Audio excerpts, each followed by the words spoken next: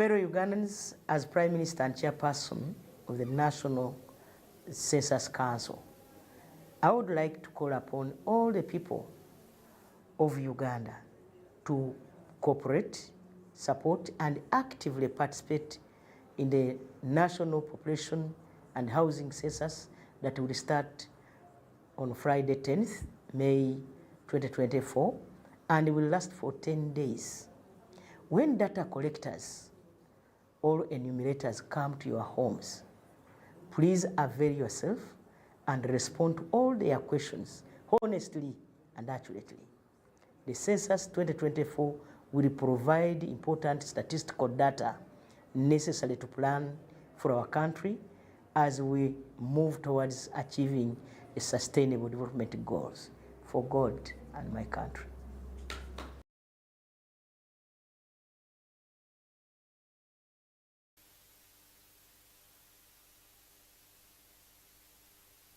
Everybody, welcome to today's edition of Bat Talks.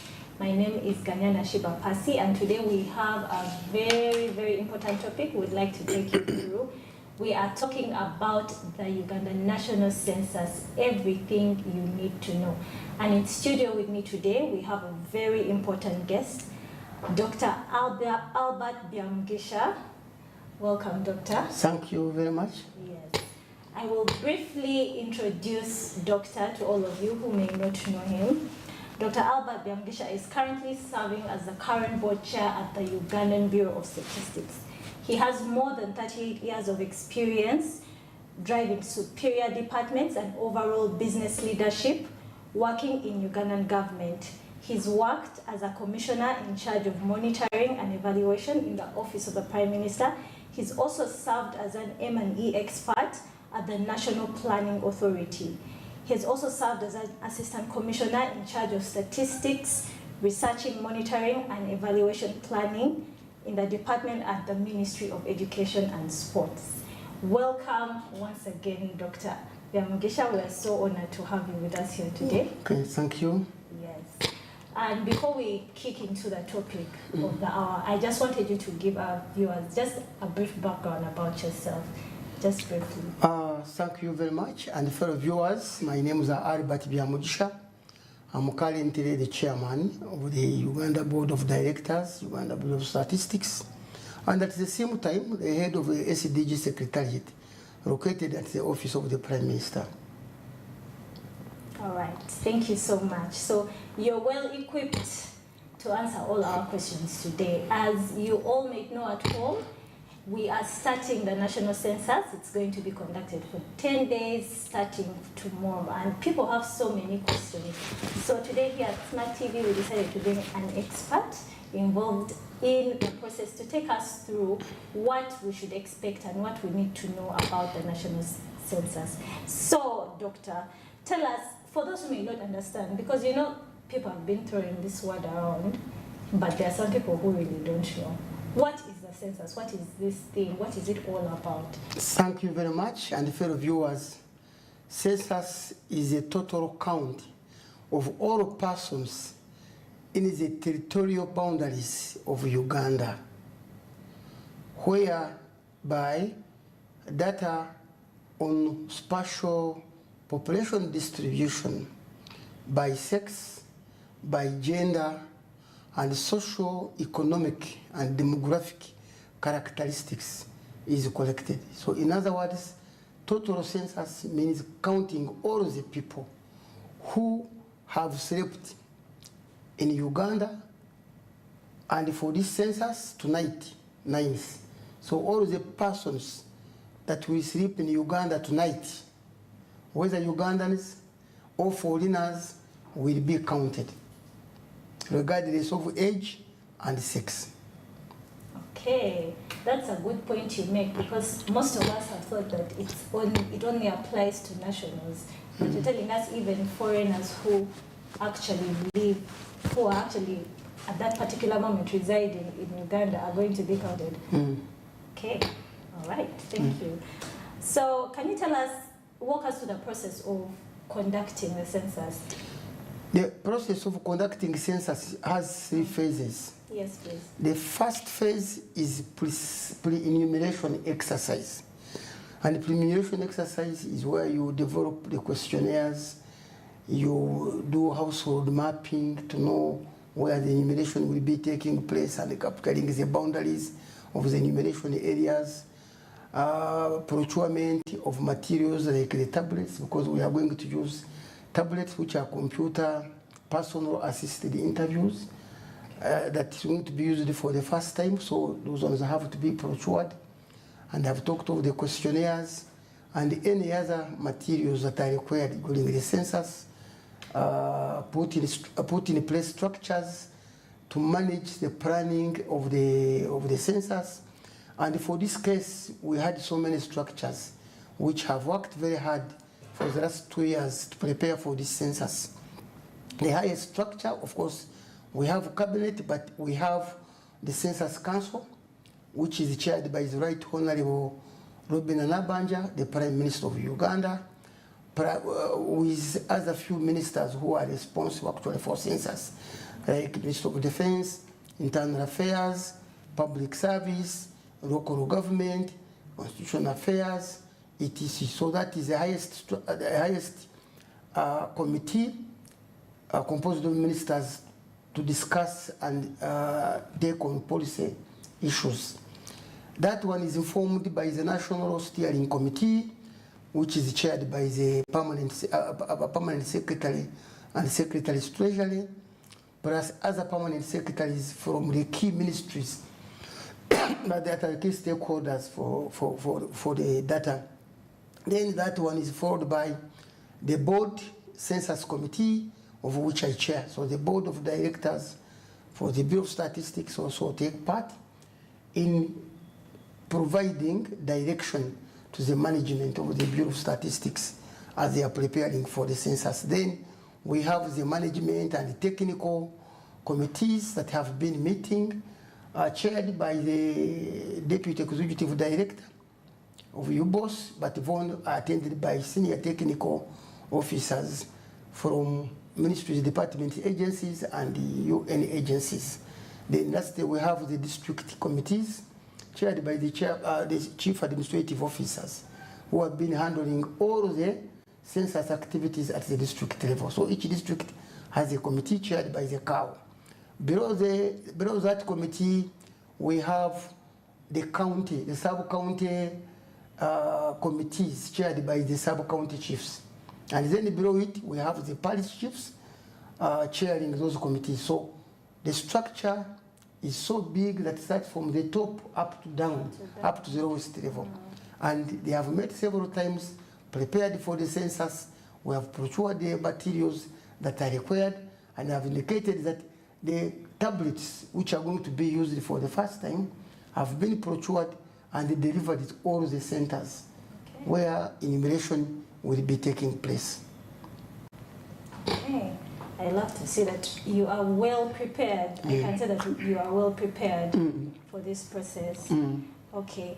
And are there any steps, because what worries most people, at least from the conversations we've been having outside, is double counting. Like, what are you guys going to do to make sure that there's no double counting and data is accurately recorded? Yeah, one of them is that we are using now tablets. Okay. These are computers. And the people who are going to use them have been trained, the enumerators. Okay. We have taken 90 days training the enumerators whom we recruited a month ago. And these enumerators are skillful. They have skills, they are knowledgeable on IT matters, they have passed through the questionnaires, they have even tested the tablets, collecting information from some households. And we are sure that with that, they train the people, the gadgets which they are going to use, supervised by the LC systems, and then the backup systems, because as they are collecting the information, at the end of the day, they send it back to the central database. Yes. And of course, we shall be seeing exactly what it is. And afterwards, we shall be validating some of the information to check and see whether the information is correct. Then, lastly, Previously, in the pre-enumeration exercise, we conducted household surveys. We did some mapping of all the households in the country, and we are using the GPS, where we collected the coordinates of the enumeration area. So where the enumerators will be going, already we know where they are going, they know where they are going, they will not be mixing up the houses. They know, of course, if it is Albert Byamudisha, is going to enumeration area number this one here, we know how many households are located in that place, and he will go to those particulars, supervised by the LC1. So there will be no way he will mix up the other ones. Then number 2, the counting has a reference period. The reference period is 9, which is tonight. So our reference period point 4, where all the questions will be based. So there will be no mixing up. If a person did not live in Uganda on 9th, he comes back on 16th and wants to be counted, that person will not be counted. So even if a person is to be counted on 16th and slept in Uganda on the 9th, he will be remembering where he slept. And all the questions will be based on where he slept. So we feel that with that one there, together with the gadgets we are going to use and the serious training we have had with our enumerators, we should be able to have a very good census. What we ask the citizens to do for us is give accurate information. What you collect is what you record. If you collect garbage, then definitely give out garbage. So we pray that all the citizens in this country who will be counted should give correct information. Okay. Thank you so much for that clarification. I hope our viewers at home are listening. Please, when the officials come to your places tomorrow and the days moving forward, please make sure you give in accurate information to help aid the process. I would like to remind you again that you are watching FAT Talks, a product of the Fidelis Leadership Institute, right here on Smart TV. Those who are unable to catch us live, you can please check out YouTube. We're also streaming live on YouTube so that you don't miss a single second of this conversation. So moving on, there've been many questions about how you can accurately reach these hard-to-reach areas, because you're conducting the census in the entire country, but there are those specific areas like islands, deep in Kisoro, up in the hills. How are you going to make this possible to make sure that you also reach those hard-to-reach areas? We have already mapped all these areas which are hard to reach. Yes. Most of these hard areas, they have the LC systems. And I have told you that we did mapping before this exercise, including those hard-to-reach areas. So we already know where they are, and we have recruited enumerators who will be operating in those areas, and we shall try by all means to give more extra manpower to make sure that those people are reached. But places like islands, definitely we have separate questionnaires. We are calling them floating islands, where special attention will be paid to them. Okay. So there will be no mistakes made in that case. We are aware of them, and we have trained purposely for those areas in cooperation with the local governments, and we hope there will be no problem. Okay, that's very encouraging to hear. I'm sure the viewers at home appreciate. And just to take you back for a bit, because you started with defining the census, can you maybe elaborate to those who don't know the objectives and the importance of actually conducting a national census? Because some people ask, really, why are you counting us? You know? We share the objectives for this census is to collect spatial population data of all the persons who will have slept in Uganda tonight. to night nines who will have slept in Uganda, collecting all these people by age, by sex, and looking at other socio-economic and demographic characteristics.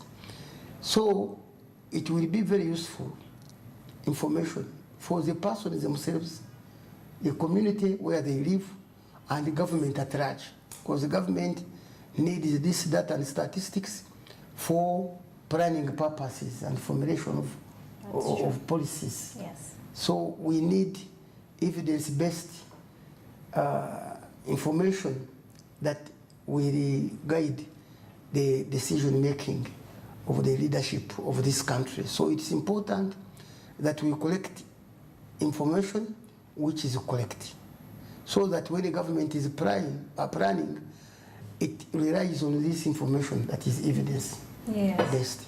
Yes. Definitely. Okay.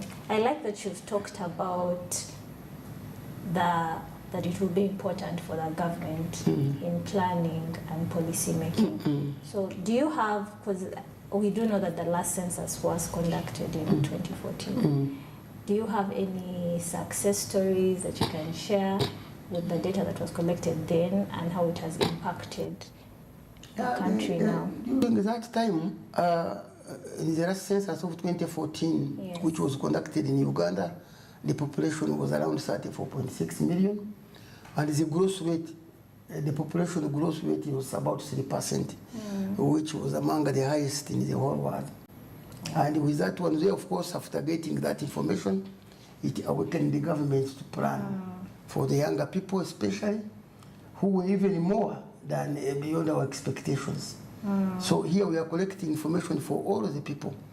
And for this case, we are looking at the infancy, the mature people, whom government should be planning for. And of course, with that growth rate, if it is very high, then you have to plan. So that census taught us that yes, we are having more children.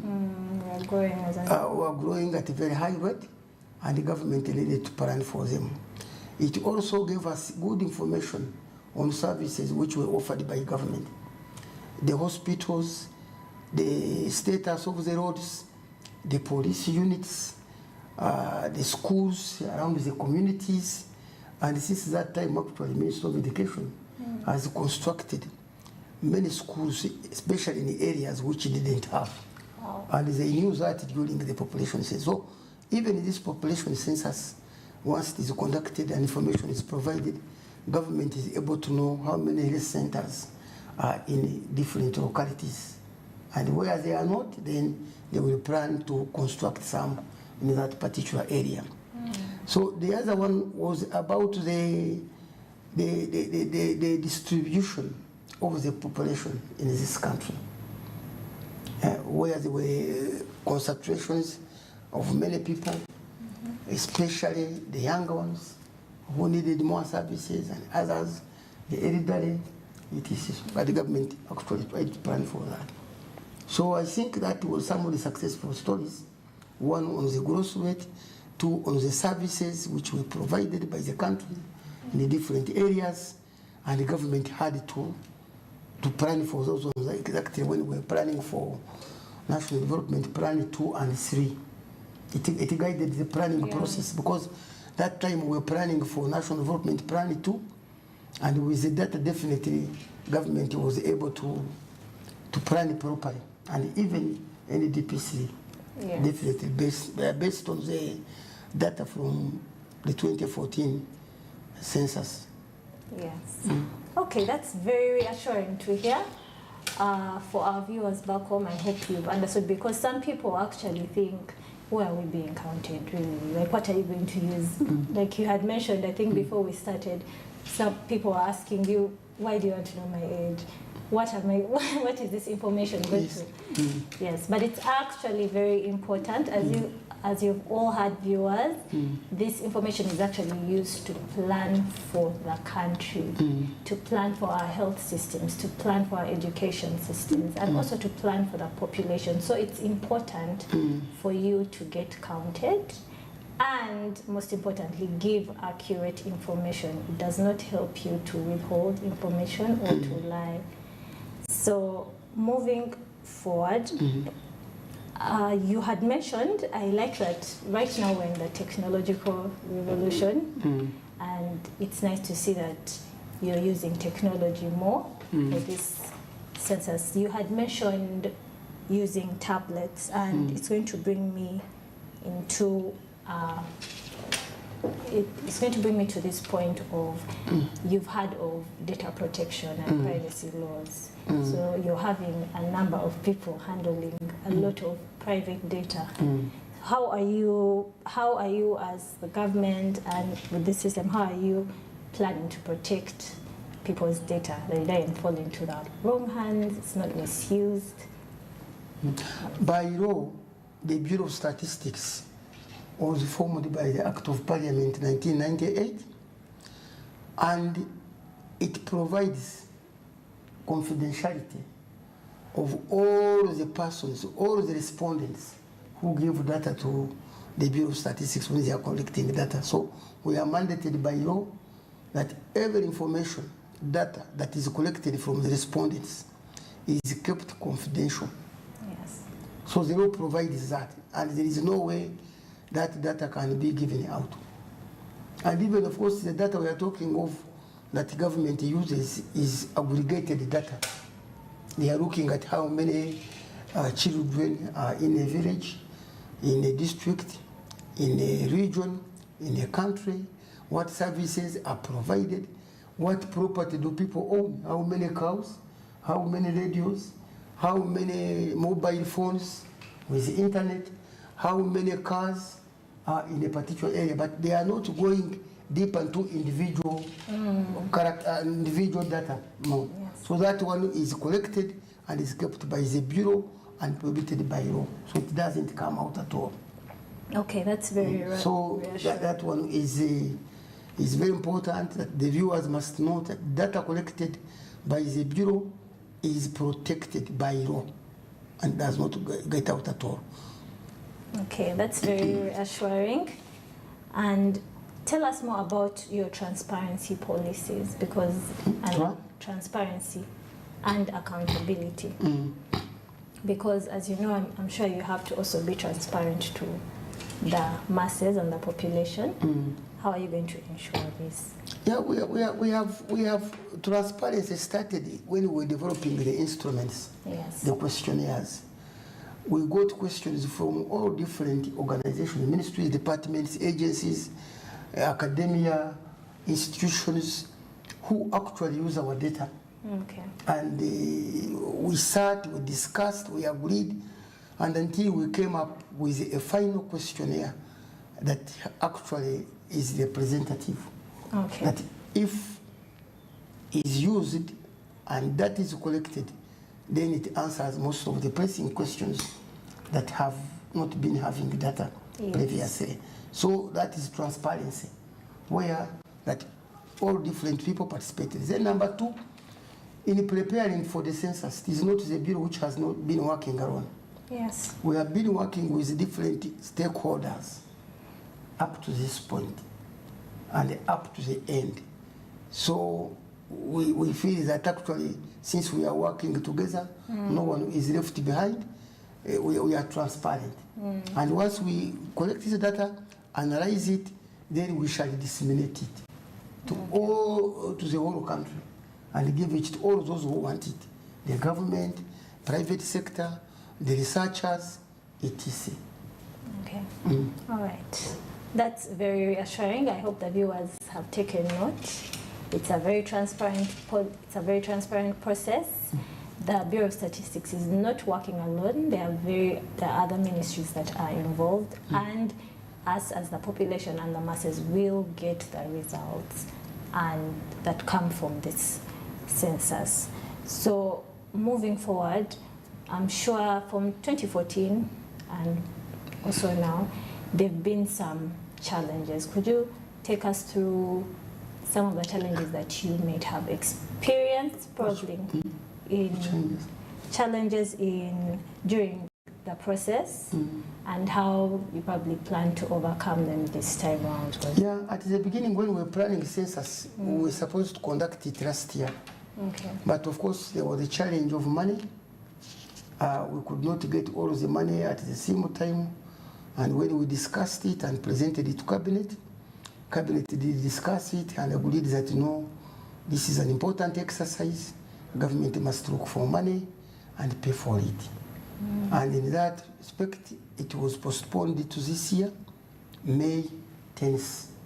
And I thank government of Uganda for having fulfilled its promise, because almost 98% of the total cost of this census is contributed by government of Uganda, which is the first time. Yes. And that shows commitment this government has in this exercise. Okay. All right. So that was a challenge, but afterwards finished. Then the other one, of course, challenge was on recruitment, but we got it. But you see, we have had very few challenges in this, apart from the money at the beginning. But then now, as I've told you, we have all the money for this exercise provided by government of Uganda. All the organizations, ministries, departments have contributed and supported us. For example, all the trucks and the vehicles which we are using at local government level, and even those we used for transporting materials, were provided by police, by army, by electoral commission. All heavy trucks, more than 100 trucks, which we are using, provided by these institutions. Yes. And that one has actually solved that challenge which we had. And at local level, electoral commission, so internal security organization, they have given us vehicles at local government level. And our staff are using them to monitor the exercises, especially when they were training and during this enumeration exercise which starts tomorrow. So challenges actually are not many. I can see we are ready for the exercise tomorrow. Yes. All right. Thank you for that. So now to get more practical, would you like to tell our viewers what they should expect tomorrow when officials come to count them? Yes. So what is expected is that we are appealing to all Ugandans to continue to embrace the activities up to the completion. They have been participating, supporting us, and we are appealing to all Ugandans to support the exercise, provide themselves, actually they avail themselves, and give accurate data to the enumerators when they come to your homes. And of course, census is for all, and it matters to be counted. And I call upon all the viewers and Ugandans to make sure that they do this exercise very smoothly. All right. Thank you. And another question would be how this was asked by, because when I talk to people around the studios, how would they be able to identify the officials? They identify what? The officials who come to count. Yes, the officials who are the enumerators that will be collecting the data or information from the households are identified. They have identity cards with their names and titles and where they come from, the district they come from. And they will be accompanied by the LC1s in that particular area. So when an LC1 comes to your home, you will knock on your door, you know him already or her because it's your LC1, and you will come with the enumerator and introduce him. But even they have identity cards. Okay, that's good, because there were many comments of what if we let in thieves in our gates and we don't know. Okay, and furthermore, there were also questions about, just for you to elaborate, I know it has been going around in the news, but for those who are traveling, truck drivers, how are they catered for? And also, let's say the street children, yes, people who may not exactly have a permanent place overboard, how do you plan to cater for them? For the case of the truck drivers, for example, who are already on the road now, they will be actually counted, because there will be some roadblocks, yes, which will be where they are driving and they will be stopped and counted from there. There is a simple questionnaire which they will have to answer. For the street children, we shall start with them tonight. With the cooperation of the City Council, for example, here, Kampala City Council, we are working together. And they have leaders, by the way, these street children. Oh, really? The ghettos. This morning, I addressed the civil society organizations, private sector, hotel owners, the Joto, the border drivers, about 700 people at Imperial Real. And even some of the street children, the social workers, we met and we discussed and agreed. So tonight we shall start with those people, the truck drivers, because if we don't capture the information, and as they are driving, you find by morning they are in another territory. Yes. So it's better we capture them tonight, including the street children. So those ones will be found where they are, and they will answer some few questions. Yes. That concerns them. Okay. It is reassuring. It seems that you have all the bases covered. And just as we are about to conclude, could you tell us about, because from 2014 to 2024, it's been over 10 years. And now you have new technologies, you're using tablets. I'm sure at that time it was just a lot of paperwork. Yes. So do you envision or do you foresee any new trends for the upcoming census that would? Yeah, there will be some many changes. Actually, I expect to see many changes. First of all, the technology we are going to use. The other time we had questionnaires. Yes. Had papers, pens, filling, and then afterwards entering, then analyzing, and that's where many errors, of course, were seen. Yes. But for the case of the technology, it is very easy. You have it, you enter, it records, and then you move.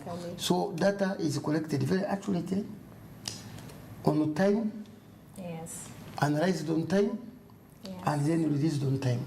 And that's why we are saying within 2 months, we should be able to have actually provisional data, and by end of the year, we have final results.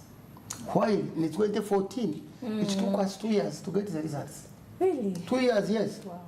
2 years to get the results. But here, within a month, we already have provisional data on the aggregate totals, number of people, separated by gender, by region, by sex. We should be able to have even 10 days after the census. And within 2 months, definitely we have the information and we can share it with all those who want it. So that's a very big difference. And then training. The other time, we had, of course, enumerators, but we have doubled. Okay. And that's why we have now 120,000 enumerators, which is almost more double than the number which we used in 2014. Yes. And trained the salary for 9 days, which was not the case the other time. We have trained the supervisors who will be supervising the enumerators. And even now the cost has gone high because of that, of the gadgets we are going to use, the training, all activities are taking place, and that's it. Yes. Yeah, so there is a very big change in a positive manner. Okay, that's very reassuring to hear. Technology has come to our rescue. We don't have to wait 2 years to get the results as we had done before. And do you have any parting remarks, any parting words that you would like the audience to know? Yes, what I want to appeal to all Ugandans is to embrace the census exercise, which starts tomorrow. And you should note that the reference night is tonight. Go home early, sleep at home, and the enumerators will come and count you. And the government will declare it as a public holiday. And since it is a holiday, then people should actually be able to stay at home and wait for the enumerators to be counted. So what we appeal to you is to welcome them, answer the questions positively, and then want to assure you again that the data collected will be very confidential. It will be kept confidentially and will be used for the purposes it's supposed to be used for. So they should take heart and call upon all of you to make sure you are available.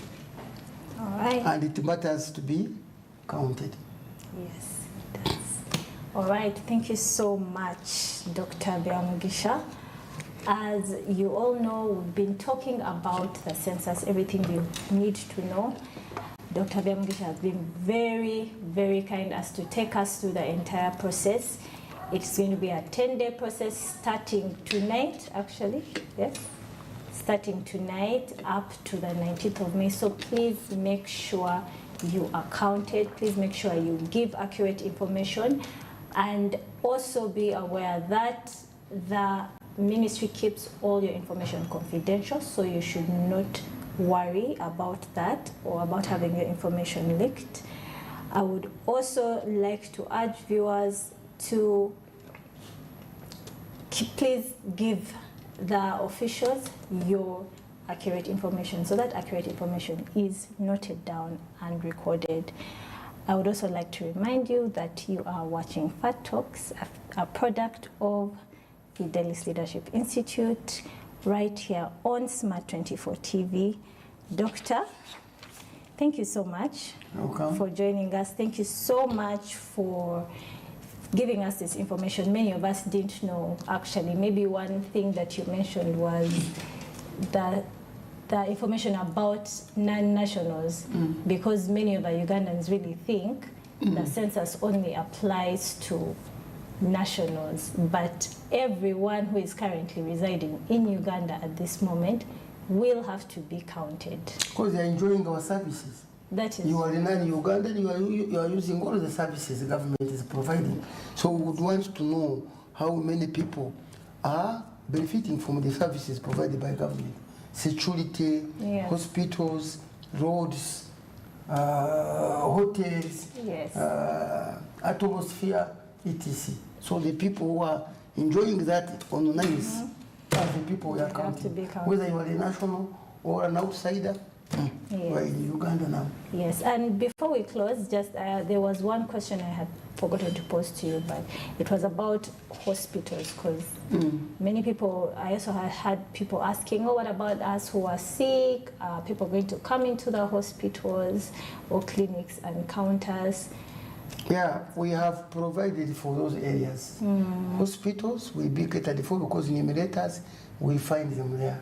All right. You come to the hospital and interview the sick people. If a person is very, very sick and cannot talk, then the caretaker will be able to answer the question, because the caretaker must be knowing the names, must be knowing the person, must be knowing where this person comes from. But even again, if a man is sick and let's say he's in Marago Hospital, yes, and is admitted, he comes from village Y. In his village, he left people there. He left a wife with children, and they will be counted tomorrow. So when they come to their home, they will say, who is the head of this household? They say, it is this man, is admitted in Marago, but his name is so and so, age is this, he does this. So already even his information is captured, where he comes from. So we shall also find them where they are. To know how many people are in hospitals and they are sick, etc. So there is no way we shall miss any person that will sleep in Uganda tonight. And even those, of course, who are prisoners. Okay. Because we have trained the prisoners who will be the enumerators in the prisons. So they will go to them and count them. Yes. And they will answer questions relating to them. Yes. Yeah. Okay.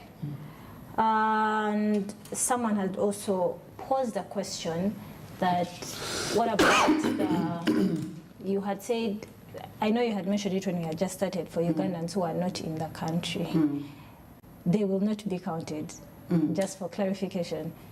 Or people who will not have slept in Uganda tonight will not be counted.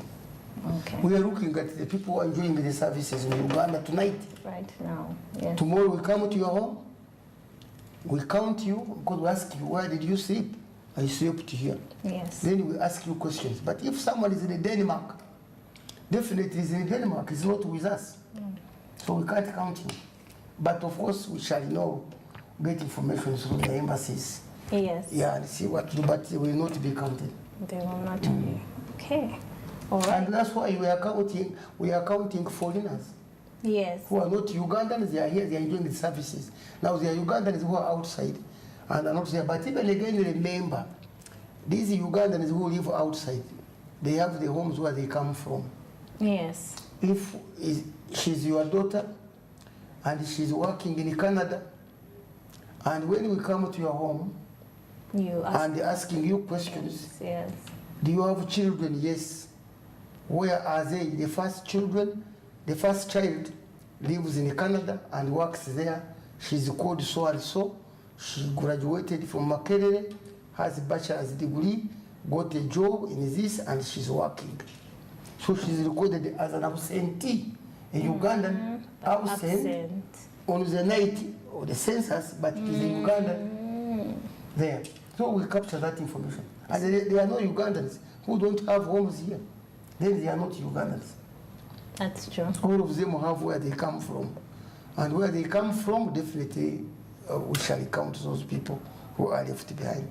Yes. Those that will not be included in the total for that particular night of the persons who slept in Uganda. But they will be put on a list of Yeah, we shall collect absentees. a lot of information Yes. for different purposes. Yes. If we want information on Ugandans who live abroad, definitely we can capture it. Okay. Validate it with the one we get from the embassies. If we want people who, let's say, aged 60 years of age and are outside the country, Yes. so that we can prepare for their retirement, when they come back, Yes. we shall know them. Yes. Okay. All right. So we are almost concluding, but before I conclude, there was also a question about traders who will be working in town, because I'm sure not all places will close tomorrow. So what about those traders who will be working in town? Like, for In the example, you, markets. if you are ready to come here on duty Yes. and you slept at home, Yes. you come at 5, you will be counted here. Okay. Shall find you here and count. But if you leave a person at home in the morning, your husband, yeah, Yes. or another person whom you trust, leave that person with information, you come. And of course, there are people who are running businesses and they do other things. So they leave their homes tomorrow. They should leave information with their households, with their spouses. With their spouses. Otherwise, in the gazetted places, the enumerators will find them there. Okay. All right. But even again, we are urging all the people that tomorrow is a holiday. Otherwise, if that was the case, government wouldn't have gazetted it as a holiday. So government has said, okay, let us give people a holiday so that enumerators can find them at home, count them. And intentionally did it on Friday because the following day is Saturday. Yes. And another day is Sunday. So Friday, followed by a weekend, really should provide an opportunity for a person to be counted. That's true. And if a person by accident is not counted by Sunday, then Monday, Tuesday, Wednesday, Yes. Thursday, Friday, next week, really, you should be touched and make sure that also you are included in the accounts for the people. But you must remember where you slept on nights. Okay. That is the reference point. So tonight we have to remember where we slept. Where you slept tonight is very, very important. Okay. All right. Viewers, I hope you have heard. Please remember where you slept tonight. The census exercise is starting tonight, running all the way up to May 19th. I would love to thank Dr. Biamugisha for blessing us with his presence today and enlightening us about the process. I don't know about you at home, but me personally, I think I'm very knowledgeable now. about the census, and I am ready to be counted. I've known the advantages, I know why it's important, and I am ready to play my part in this exercise. Thank you so much for tuning in. I have been your host, Ms. Ganyana Shibapasi from the Fidelis Leadership Institute. I would like to also thank Smart TV for giving us this segment to be able to go through what we need to know about the census. Once again, I would like to thank Dr. Byamugisha. Thank you so much for joining us today. And I wish our viewers at home a lovely evening. Thank you. Thank you very much. Yes. Thank you. Thank you.